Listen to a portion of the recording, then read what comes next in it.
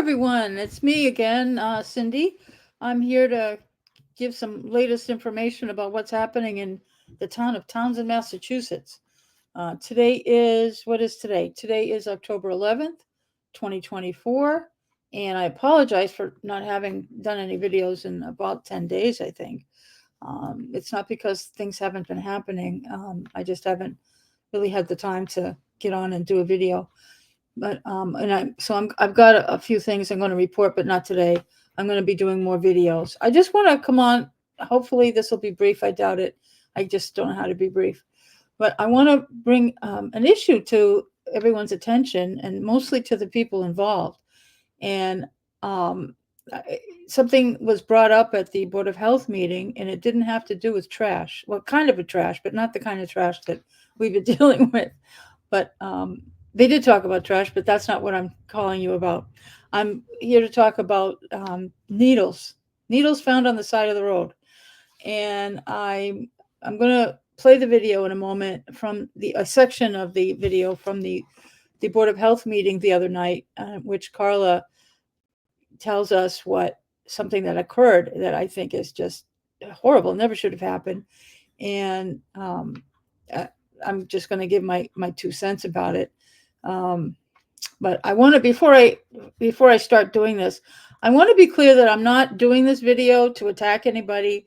It might be embarrassing and people might not be happy about it, but I'm not doing this particular video to throw stones at anybody or rocks or tomatoes or anything. I just, I think it's important enough to bring up. And one of the reasons that I started doing this channel is that I noticed that different departments don't all talk to one another. And because I watch all these meetings, I take the time to watch all these meetings, and I know everybody doesn't. So, and this is a perfect example of being able to see a problem and reach out from the public and say, hello, people. Hey, town hall. Hey, police department. Hey, fire department even. And hey, Board of Health, you guys need to talk. And I can give my 2 cents, and I'm not a town official, so I get to give my 2 cents. And you can do with it whatever you want with the information.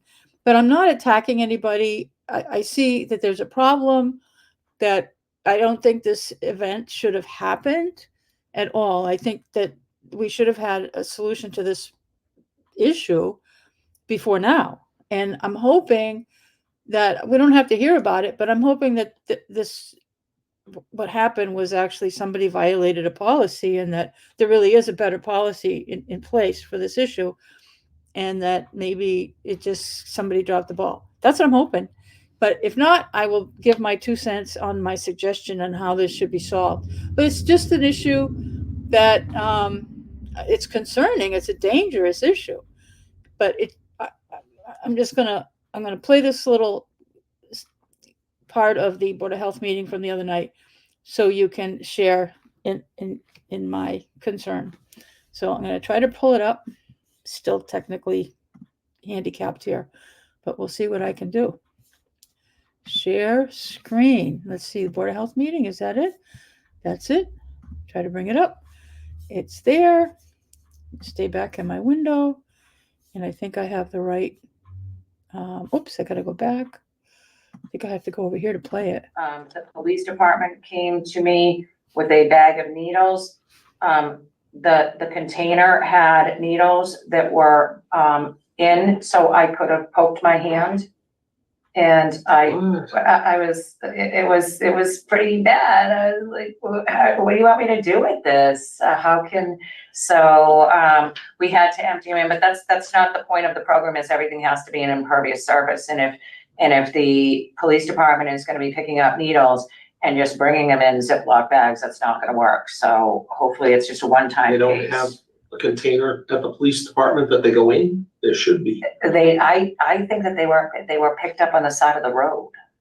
Oh, okay. But there was, Exactly. and they were in a Ziploc bag, and then the Ziploc bag had been punctured, and then the needle was in the cardboard box sticking out. So when I picked it up, there was a needle sticking right out, and we can't have that. No. So Unitil, $70 normal, and Okay, let me stop sharing. If I can do that. Stop sharing. There we are. I'm back again without the Board of Health. So, I mean, if you need to play that again, just to hear what happened, basically, it sounds like I have not called the police department to get their side. It's not, and I thought about doing that, and it's like it's too complicated because I don't think it's a bad problem, but it's probably already been solved. I don't know, but I'm not attacking anybody anyway. But I'm going to make some assumptions that most people would make, I think, that have any interest. The basically, it seems like from what Carla assumes, at least, is that the police probably got a call. I'm sure they didn't find it on patrol on their own. I'm sure somebody called the police department because they found some needles on the side of the road. And when I'm referring to these needles, I'm saying that people who injected medication or drugs into their body and discarded the needles and syringes improperly on the side of the road and somewhere. And somebody called reporting that they found them. I have absolutely no idea where they were found, but they were found, and the police picked them up.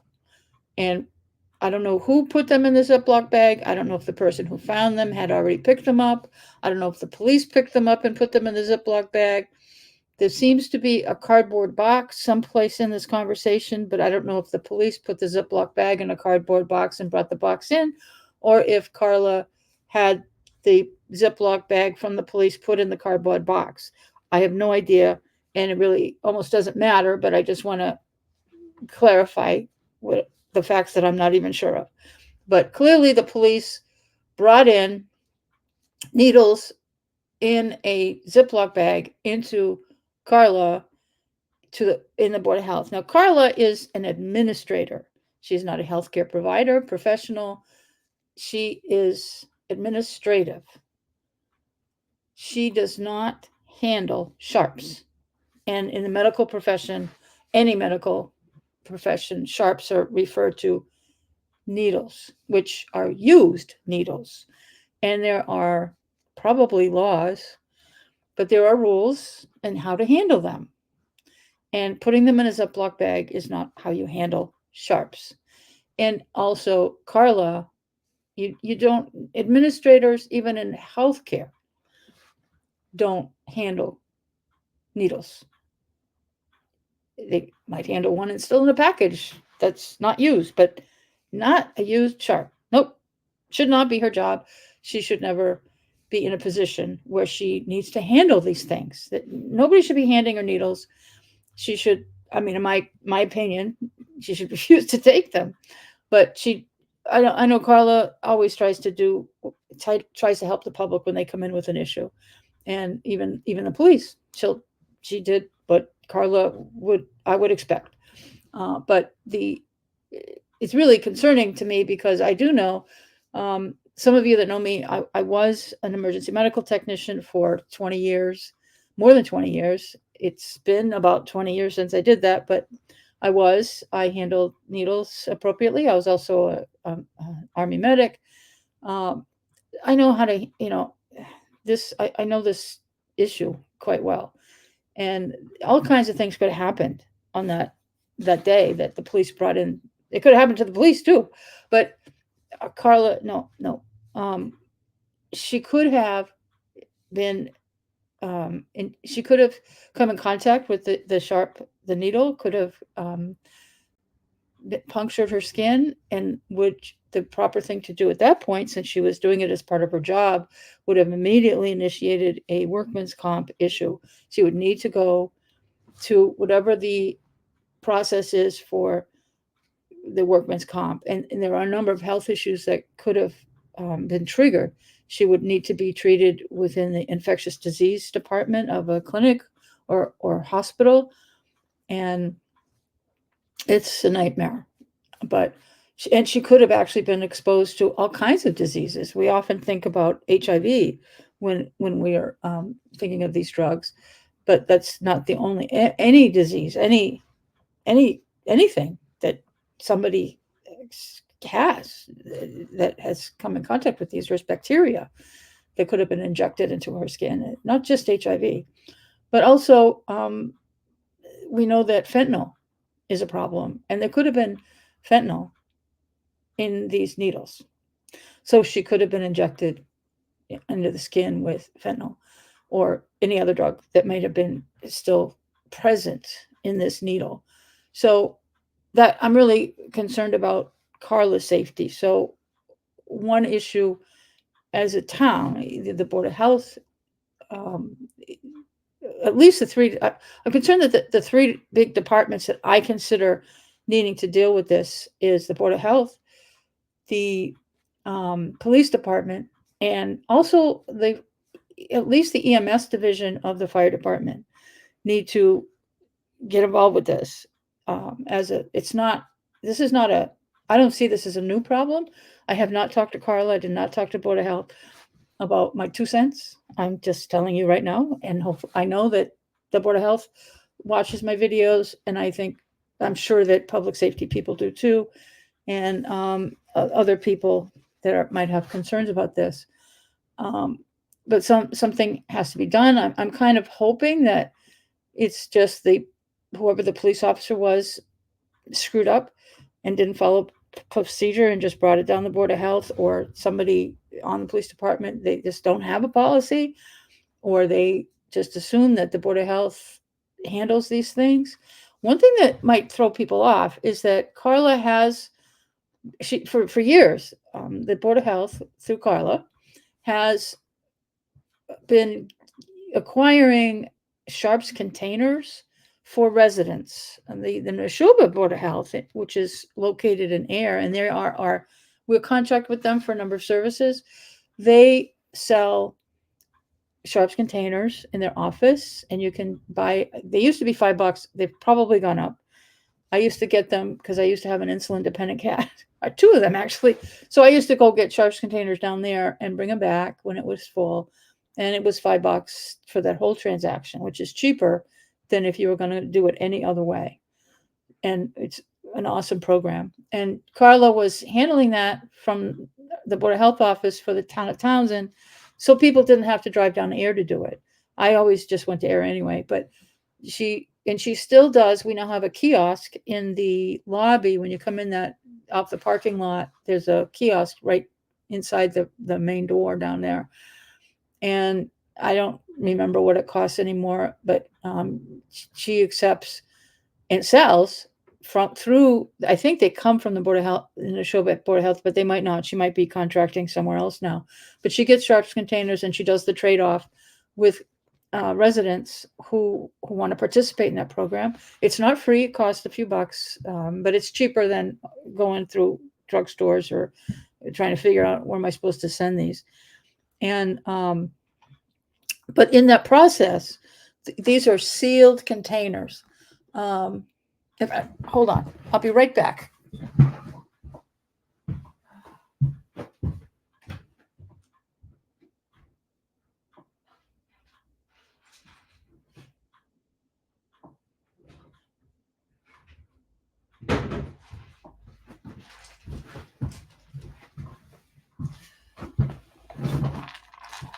Just to give you too much information about me, my doctor had prescribed a medication that I was supposed to inject, and I stopped taking it because I had side effects, which is also too much information. But they sent me a Sharps container, and I didn't even put the lid on, so I'm a bad girl. But there's nobody but me here, and so this is what one of the smaller Sharps containers looks like. I'm assuming the one that Carla has is very similar to this. But you put this together, when you get it, you're supposed to put the cover on, and it has the top here. And while you're still using this container, you put your needles and syringes. You can cut off. There's a piece here where you can actually break off the needle and just have the needle in there, so you can save space. So you can, save $1 or $2. And then you could throw the syringe in the trash, but put the needle, just drop it through this hole, or you could throw the whole needle and syringe into this bigger hole on top. And then when the thing is full, there's a fill line here on here. It's right about here, if you could see it. And yeah. And then you close this up and you seal the top. I'm not going to do it because it'll make this thing useless. But there's handles. There's all kinds of. I got all these moving parts.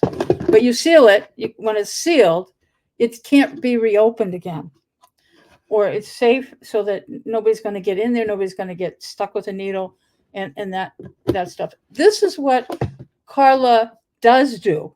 She accepts. I don't even know if she handles it. I don't know if, I think maybe you have to make an appointment and you bring in the sharps container and you put this into the kiosk yourself. I'm not sure because I haven't dealt with Carla's little program, but that's what Carla does with needles. She doesn't handle needles that should be on the inside of this container. No, she does not. And that is not her job. She's not trained. She's not trained and not expected to handle actual needles that are contaminated. And she shouldn't. It really concerns me that she was in a position where they were presented to her. I got a funny feeling it's not the first time that somebody's done this. I'm going to assume possibly citizens might bring in needles that they found on the ground. I don't know, because people will find them and they don't know what to do. And I'm not criticizing people for doing that, but it's dangerous. And you probably shouldn't handle them because you could accidentally stick yourself. And it's not a good scene if you do, if something happens. Members of the public should call the police if they find needles on the ground, unless they're really trained. They do know if they do know what to do, in my opinion, go for it. If you have a sharps container, carefully take care of these needles if you want. It's up to you, but just be careful. It's dangerous if you get stuck. When it's your own needles and you stick yourself, the world isn't going to come to a crashing halt. You're okay. But when you're dealing with you don't know the source. So in my opinion, my 2 cents, this is my YouTube channel, so I can give my opinion, and I do, and I'm going to. This never should have happened, which I keep saying that, and I'm sorry. But the Board of Health, they don't handle actual things. It's not a health clinic. It's administrative functioning. They get permits. Carla sells trash bags, and I assume she's going to stay in that business as we go through the pay-as-you-throw. But she doesn't get involved with actual healthcare issues. No, she just doesn't. That's not her job. She's an administrator. And she's not a nurse. She's not a medic. She's not an EMT or anything. She should not be handling these things. So somebody who does handle them should be handling these things. All these kind of needles should go directly into a sharps container. In my opinion, the police should have a plan to properly pick when they grab a needle on the side of the road, and they should not put it in a Ziploc bag. They should not put it into a water bottle, a cardboard box, nothing. Not even the purple bags. Whatever you do, don't put needles in the purple bags. Pick up, a police officer should have a sharps container handy to put the needles in. This is a no-brainer, and this is for their safety. And I'm thinking of police safety. Police are always worried about safety, officer safety. We hear that all the time. Officer safety. Don't do it. This is not, you need to have a sharps container in your cruiser. You may not have to have, I don't think that the police department, I don't want to direct the police department to have more equipment. They might have more equipment than fits in the car to begin with. But these sharps containers, this is pretty small. They can get this size. They might even have where it's not as high up. It's a smaller profile on the cover, and they could be even shorter. I don't know, but this is. I don't have a tape measure here. It's not very big. This would fit in the cruiser. Now, in my thinking, the police could have a choice on how to run this. They could have them and keep them open. I don't know. I wouldn't want it just loose in the back of the cruiser or in the trunk. that could be more dangerous because they can fall out. Needles can fall out of that. That's a big hole in the top. They can have them available to them, and then when they pick up needles on the side of the road, as soon as they're done with this call, they're sure that they've got all the needles, seal that package, and that's done. It's closed. It's not going to get reopened. And as soon as they can dispose of this thing, it could be with Carla or somewhere else, but they need to dispose of this. They have to have the exact type of sharps container that Carla can accept. There's only, with her program, it's limited. So that's what I think. The police shouldn't be handling these needles, and if I'm concerned about their safety as well, not just Carla's. If you and I want to also kind of pull in fire EMS, because they deal with needles all the time. They know exactly, and they have sharps containers in the ambulances, and there might even be some in the other vehicles as well. That I don't know. They're usually bigger ones. They're usually not the little ones, because then they trade them off at the hospitals. It's possible that one suggestion I have, rather than me just saying this is what the cops should do, is have a committee. It doesn't have to, just a brief committee, or these people just have a meeting, not a committee necessarily, just people who can have a little bit of authority and make decisions for their departments. That Carla, someone from the police department, and somebody from fire EMS should have a meeting and say, how are we going to handle this problem? Because this is unacceptable. And I think even anybody on EMS would say, no, that shouldn't happen. And they would probably say the exact same thing I'm saying. They might have other solutions than mine, but I'm certain that somebody over at the fire department would say, yes, Cindy's right. They might not want to say Cindy's right, but Cindy's right, that this is wrong, never should have happened. And even if that's what the police are doing, they need to come up with a better plan, because it's dangerous for the police as well. And anybody that would don't ever put needles in a plastic bag. Even if somebody gave them to you, you could still, there is a way, if you have a brand new one of these, it comes apart. It's not, until you assemble it, it's like this. If you have it put together, which you could keep it in the back of the cruiser. If it hasn't been used yet, it can leave it like this. And if you get a bunch of needles, if somebody hands you a bunch of needles in a Ziploc bag, you can carefully put that Ziploc bag in here and then close it up this way on the sides. So, because if I lock this in, I can't undo it. So I'm not doing it. I don't want to. It's mine. I can do what I want.